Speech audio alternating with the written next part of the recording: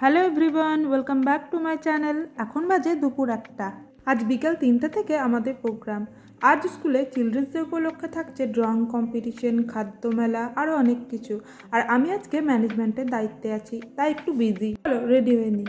এখন 1:30 মতো বাজে। আমি অলরেডি লেট। 2টোর মধ্যে আমাকে স্কুলে পৌঁছাতেই হবে।